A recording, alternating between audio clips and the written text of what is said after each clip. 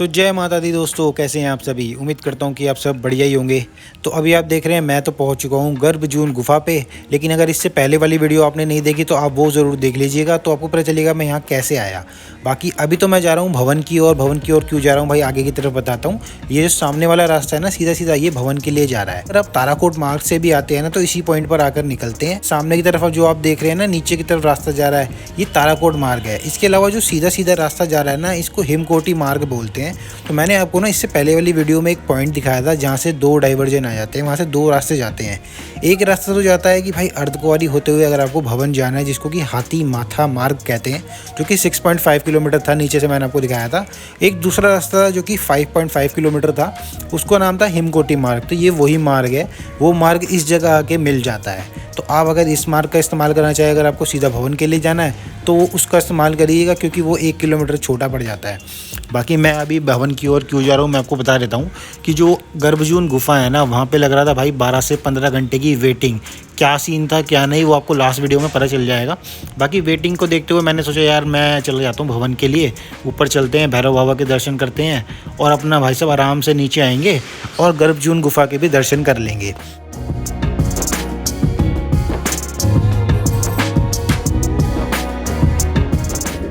तो अभी जिस मार्ग पे मैं चल रहा हूँ ना, ये नया मार्ग बनाया गया था। हालांकि ये भी काफ़ी टाइम हो गया इसको बने हुए, लेकिन एक दूसरा मार्ग भी है जो आपको अर्धकुंवारी से ही देखने को मिलेगा, वहाँ से ऊपर की तरफ जा रहा है। लेकिन मैं आपको एक चीज़ बताता हूँ कि इस मार्ग की खास बात क्या है। इस मार्ग पे ना आपको कोई घोड़ा वगैरह ये सब चीज़ें नहीं मिलने वाली। इस रास्ते पर आपको बैटरी रिक्शा तो ज़रूर मिल जाएगी चलती हुई, लेकिन घोड़ा वगैरह नहीं मिलेगा। जो घोड़ा वगैरह चलते हैं वो पुराने वाले रास्ते पर ही चलते हैं। और इस रास्ते की खास बात यह है कि भाई नया बना हुआ एकदम साफ़ सुथरा रास्ता है और पूरा ऊपर आप देख रहे हैं पूरा कवर्ड ये रास्ता है, कोई दिक्कत वाली बात नहीं है यहाँ पे। और रास्ते में काफ़ी सारे बेंच वगैरह आपको मिल जाएंगे, तो अगर आप बैठना चाहें तो बैठ भी सकते हैं। बाकी ज़्यादातर जो यात्री है ना, वो इसी वाले रास्ते का इस्तेमाल करते हैं। पुराने रास्ते पे अब कोई जाता नहीं, या तो उतरते वक्त उस रास्ते का इस्तेमाल करते हैं, नहीं तो अगर किसी को घोड़े वगैरह से जाना हो तो उस रास्ते का इस्तेमाल करते हैं। और मैं भी इस रास्ते का इस्तेमाल करके भवन की ओर जा रहा हूँ। और रास्ते में भीड़ वगैरह तो आप देख ही रहे हैं, नॉर्मल भीड़ है, भीड़ कोई बहुत ज़्यादा नहीं थी। इसके अलावा इस रास्ते पर एक चेक पॉइंट भी पड़ता है, जहाँ पे आपकी चेकिंग वगैरह की जाएगी। जो ये आप सामने की तरफ देख रहे हैं ना, यही है वो चेक पॉइंट। और यहाँ पे नॉर्मल सी चेकिंग होती है, आप कुछ गलत चीज़ तो नहीं लेके जा रहे, और फिर आपको जाने दिया जाता है। बाकी कभी कभार यहाँ पे यात्रा पर्ची भी चेक होती है, लेकिन इस बार तो खैर भीड़ वगैरह ज़्यादा नहीं थी और कोई यात्रा पर्ची इस पॉइंट पे तो नहीं चेक हुई, बाकी जगहों पे तो चेक हुई थी। और इस पॉइंट पे देख रहे हैं भवन, यहाँ से लिखा है 2.25 किलोमीटर। तो हम भवन के काफ़ी करीब पहुँचने वाले हैं।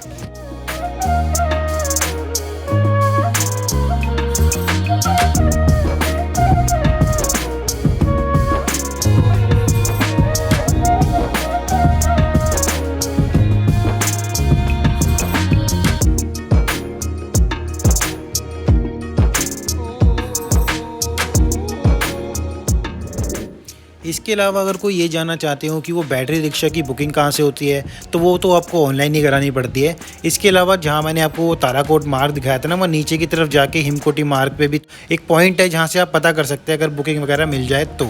बाकी भवन के मैं काफ़ी नज़दीक पहुँच चुका हूँ और जहाँ पे ना काफ़ी सारी इस तरीके की शाइन बोर्ड द्वारा चलाई गई, इसे कैंटीन कह लीजिए आप एक तरीके से, ये होती है। और इस पॉइंट पर जो ये कैंटीन वगैरह है ना, यहाँ पे खाना पीना ये सब काफ़ी रिजनेबल रेट पे मिल जाता है।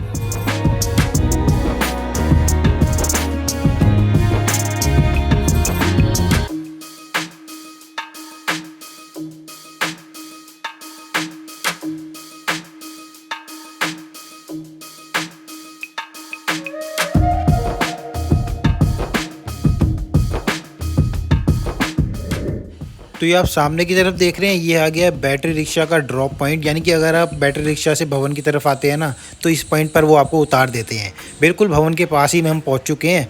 और मैं आपको ना एक ज़रूरी इन्फॉर्मेशन दे देता हूं, और ये काफ़ी ज़रूरी इन्फॉर्मेशन है, आपके सबके काम आएगी। तो यहाँ पर ना एक भवन पड़ता है थोड़ा सा आगे चलते ही, उसका नाम है पार्वती भवन। जो ये आप सामने की तरफ देख रहे हैं ना, यही भवन है। तो यहाँ पे ना आपको लॉकर वगैरह मिल जाएंगे, और इसके ना ऊपर के जो फ्लोर हैं वहाँ पे वॉशरूम वगैरह बने हुए हैं। लेडीज़ के लिए अलग है और जेंट्स के लिए अलग है, तो आप उसका भी इस्तेमाल कर सकते हैं। बाकी यहाँ पे कंबल वगैरह भी मिल जाते हैं। इसके अलावा ना अगर आप रूम वगैरह देखना चाहें यहाँ पे, तो भाई साहब पहले से ही बुकिंग करा के आइएगा, नहीं तो कुछ नहीं मिलने वाला है। बाकी आप ट्राई कर लीजिएगा एक बार, कुछ भी हो जाए तो। मेन चीज़ मैं आपको ये बता रहा हूँ कि लॉकर यहाँ पे आप क्यों ले लीजिएगा, क्योंकि जो पहले लॉकर हुआ करता था ना, लॉकर रूम आगे जाके वो अब क्लोज कर दिया गया है। तो इस बात का आप खास ध्यान रखिए।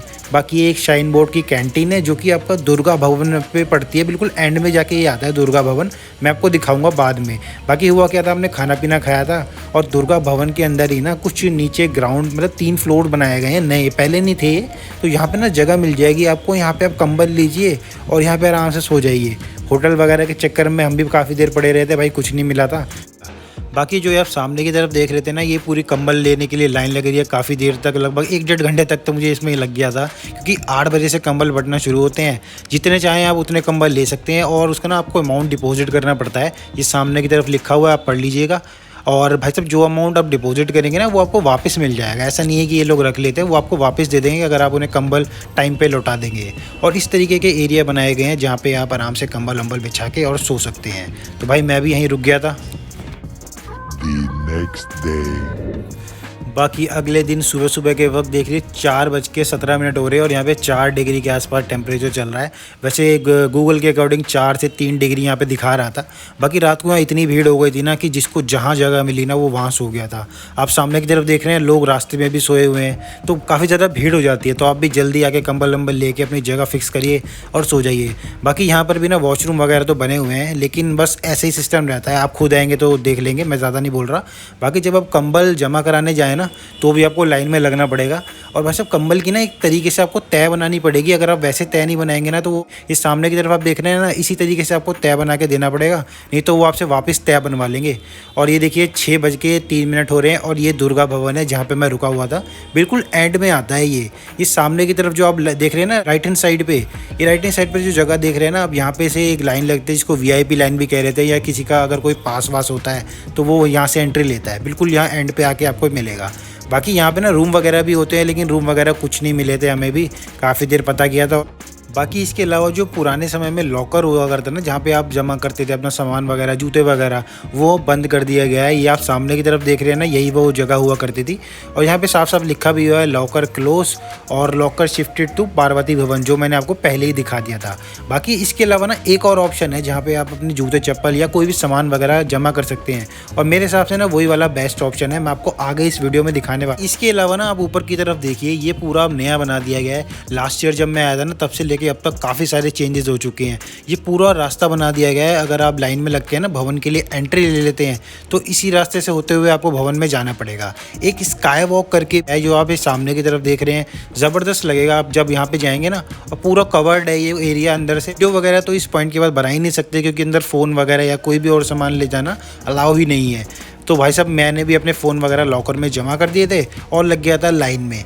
लाइन आप देख ही रहे हैं, काफ़ी लंबी लाइन लगी हुई थी। और रीज़न यही था कि भाई सुबह का वक्त था तो आरती चलती है सुबह के वक्त, लगभग 3.5 घंटे के आसपास आरती चलती है।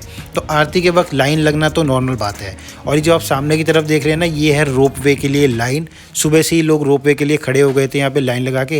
हालांकि मैं आपको बताता हूँ रोप वे ना रात में नहीं चलता है, तो आप इस बात का ध्यान रखिए और अपना जब रोप वे स्टार्ट हो ना तभी लाइन में लगिए, क्योंकि जल्दी से लाइन में लगने का ना कोई फ़ायदा नहीं होने वाला है। बाकी अपने साथ तो ये हुआ था भाई, हम लोग सोच रहे थे कि पुराने वाले लॉकर में सामान रखेंगे, लेकिन वापस हमें यहीं आना पड़ा। यहाँ पे हमने एक लॉकर लिए थे 2 और 100 रुपये का पर लॉकर का चार्ज था। और यहाँ पे ना ओपन लॉकर होते हैं, कोई ताला नहीं लगा सकते आप, और जूते वगैरह भी लॉकर में रखने नहीं देंगे। तो यहाँ पे थोड़ी सी दिक्कत है इस बात की। लेकिन जो दूसरा लॉकर है ना, वो मैं आपको आगे वीडियो में दिखाने वाला हूँ, वहाँ पर आप रख लीजिएगा। वहाँ पर नॉर्मल लॉकर मिल जाएगा, ताला वाला लगा के आप सामान रख सकते हैं।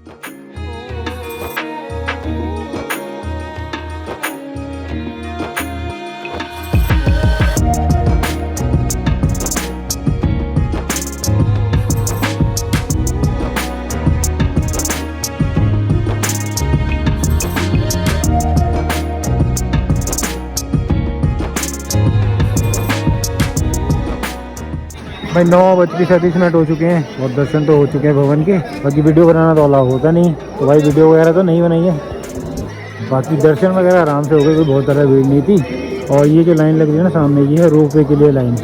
सुबह के टाइम तो खैर पीछे तक लग रही थी क्योंकि रोप वे स्टार्ट ही नहीं हुआ था। अभी खैर इतनी बड़ी नहीं है, और मैं भी यही ट्राई कर रहा हूँ रोप वे की टिकट मिल जाए और रोप वे से ऊपर चलेंगे। बाकी सारी इन्फॉर्मेशन मैं आपको देता हूँ आगे की तरफ।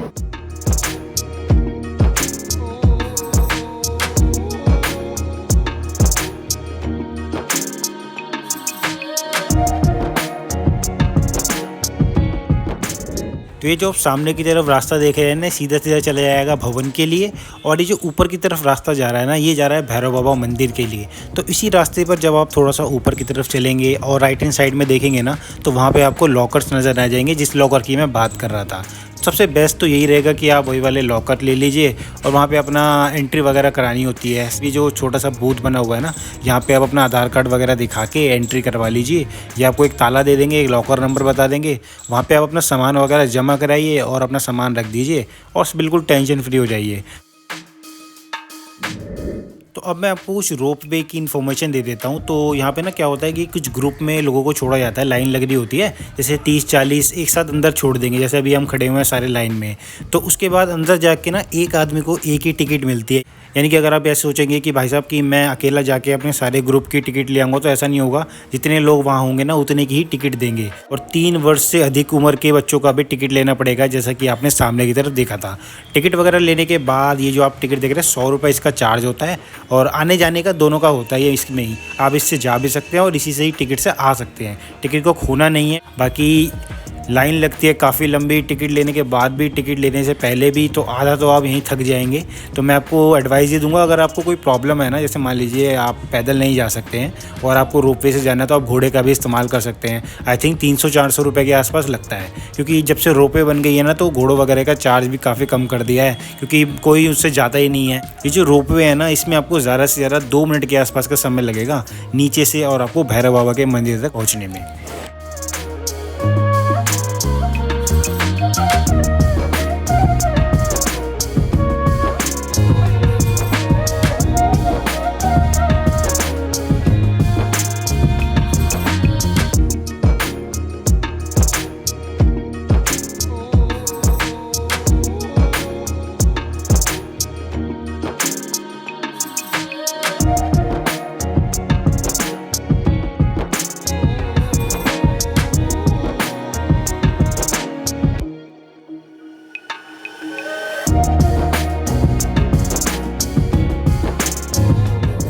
तो रोपवे से बाहर आने के बाद आपको थोड़ा सा पैदल तो चलना पड़ेगा और आप हो जाएंगे भैरव बाबा के मंदिर के पास।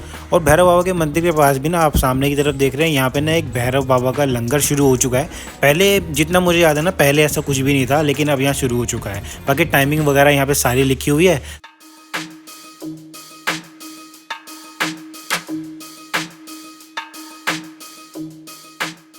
इसके अलावा ना मैं आपको एक चीज़ और बताता हूँ। मैं जितनी बार भी आया हूँ ना, मैंने ये चीज़ कभी देखी ही नहीं। आप सामने की तरफ आप ध्यान से देखेंगे ना, तो वहाँ पे आपको ना स्नो पीक्स नज़र आएंगी। ये पूरा स्नो पीक्स है।